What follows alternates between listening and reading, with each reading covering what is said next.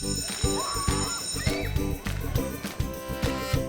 is impossible to list in a sentence or even a paragraph what we do.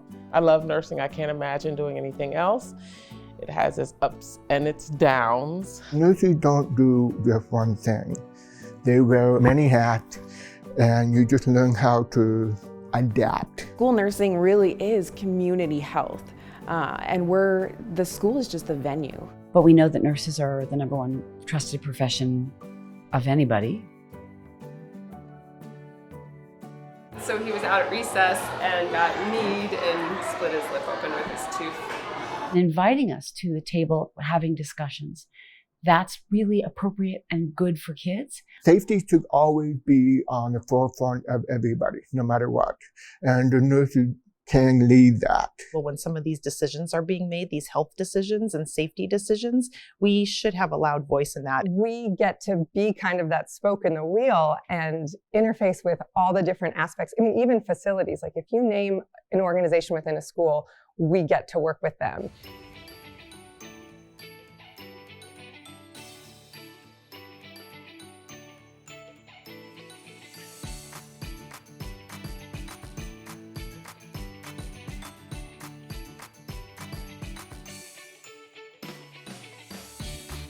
A lot of our time is spent connecting our students to resources, connecting them to other care. Anywhere from making sure children have their immunizations, and if they don't, why? It's a pretty broken system, but realizing, well, we can't do it all either. The healthcare system is broken.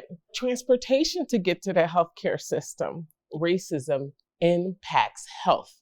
We're developing partnerships to really make sure that we are putting the work we're doing through equity filters. We have to understand as nurses and healthcare providers, foundationally, institutional racism is the problem that led us to this healthcare crisis. So being able to support that whole family, whether it's connecting them to insurance, getting them into a school-based health center, helping them access immunizations or basic health care. Go ahead and grab a mask since you're not feeling well, and I'm gonna put one on too. I'm gonna ask you some questions, okay? In schools, it's a lot more of a public health or community-based approach. Our high school pregnant teenagers, and making sure that they're safe and that they have a good plan, the resources that they need. You're working on trying to figure out how to best support students in their everyday life.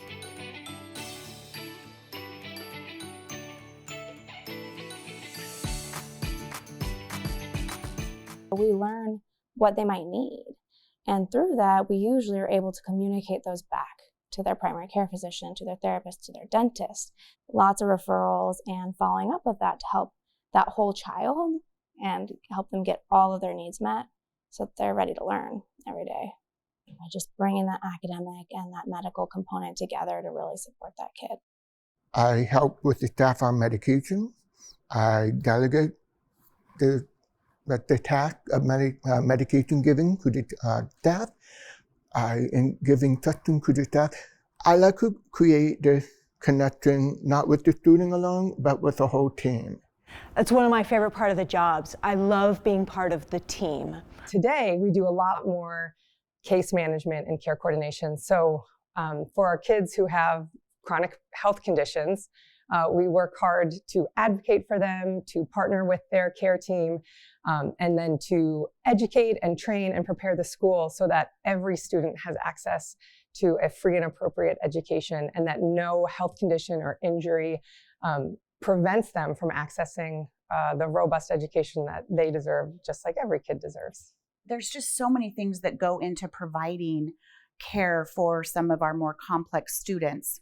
PT, physical therapy, occupational therapy, speech therapy, feeding team folks, students that have a lot of individuals involved in supporting them so that they can really attain their best self. A lot of nursing is managing students with chronic health conditions. And so making sure their health plans are up to date, making sure they, the staff that have to work with them when I'm not there, are adequately prepared to handle that with delegation and those kinds of things. We have a team approach, which is the best for our kids. My real priority is to create those relationships and create that care coordination structure in a way that I can say, we have this student with these significant needs. I need my social services person to come in this way. I need my nurse to come in this way. Counselor, please come in this way. And now we have these outside resources to be able to come in and add those supports where we need. So a lot of it is kind of balancing relationships to pull in those supports, recognizing that one individual can't do it all. So where do we put that together to kind of piece together supports that'll work for the student or the family? You can be a nurse, but a school nurse is such a specific specialty in nursing practice. It's important to understand pediatric medicine, but what we really need to do is look at what that looks like in a school setting. That's what we need. Having a nurse available is essential because they can make sure the federal and state and local regulations are followed. The health screening, the vision screening, the hearing screening, communication, making sure the policies are followed, making sure the teachers are connecting with the parents and the parents connecting with me.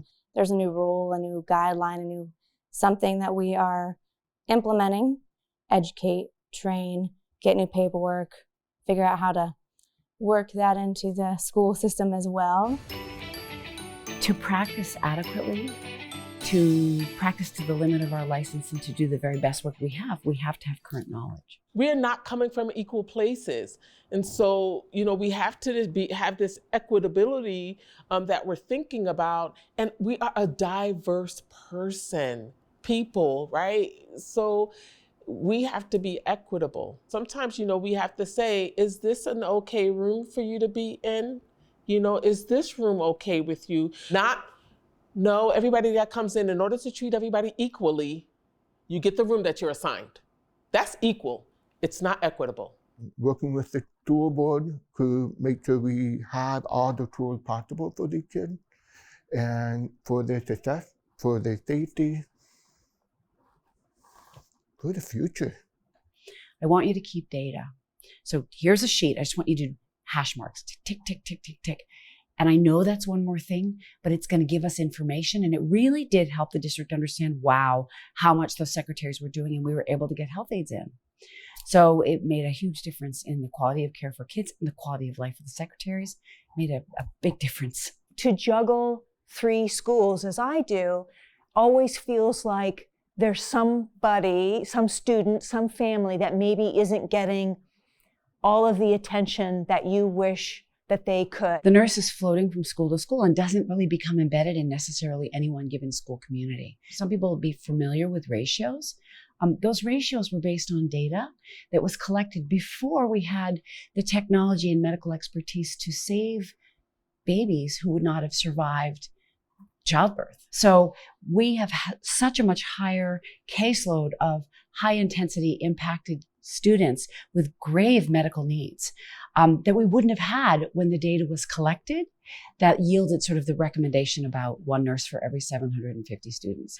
But if we had a nurse in every school, we'd be able to recognize conditions that haven't been recognized yet and to really help from the very beginning. We really need to move towards a WISC model where there's a team, we're working together, and student health is really at the center of their success.